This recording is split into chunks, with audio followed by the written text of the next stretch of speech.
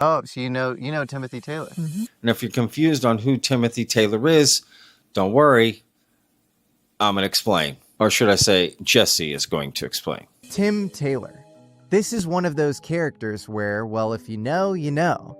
But if you don't, there's probably a reason why the mood shifted here, folks. Tim Taylor was a NASA engineer who became a biotech entrepreneur, and according to Diana Pasulka's book American Cosmic, where he appeared under the pseudonym Tyler D, has remained actively involved in launch operations for NASA up until today. Pasulka paints Taylor as an enigmatic figure who led her and Stanford microbiologist Gary Nolan to a UFO crash site in New Mexico.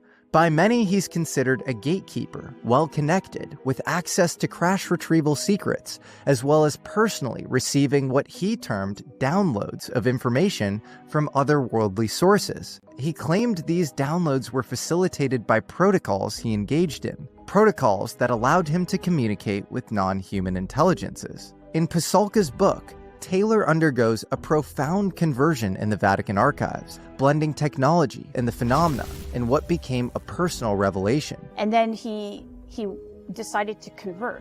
But also what happens is he changes his idea of what these things are that he's feeling he's getting signals from. Because we were studying saints who had these experiences, and he was thinking that they're more in line with what they were, experiencing.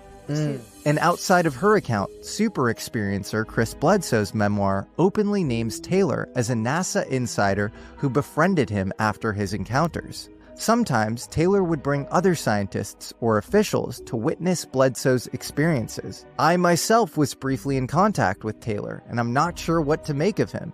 And even though I was shocked that his name came up in this conversation, I wasn't necessarily surprised. The deeper cut on Tim Taylor is that he himself is some sort of time traveler, part of a secret program adjusting timelines. This doesn't come from me. Perhaps my favorite figure, aerospace engineer and anti-gravity inventor Thomas Townsend Brown, is connected with Tim Taylor. This is where the story gets weird. Thomas Townsend Brown was obsessed with anti-gravity, but gravity and time have a tight relationship in general relativity. This is just standard physics. So the subplot of his great biography by Paul Shatskin, The Man Who Mastered Gravity, is that Townsend Brown was obsessed with time travel.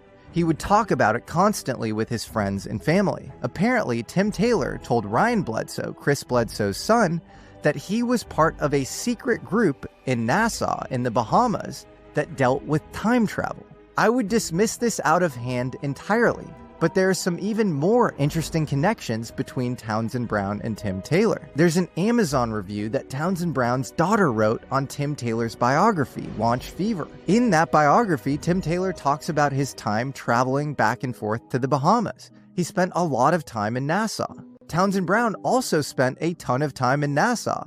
In fact, his biographer, Paul Shatskin, even coined a term for a secret group that used to meet there. It was called the Nassau Group, and it included the elite of the elite, industrialists like Eldridge Reeves Johnson, and even the inspiration for James Bond and Churchill's super spy, William Stevenson, who helped form the CIA. So maybe Tim and Townsend are part of a secret time travel group. Who knows? But it is interesting that Taylor seems to consistently pop up around very important experiencers in the United States. I better please hit that like button. That really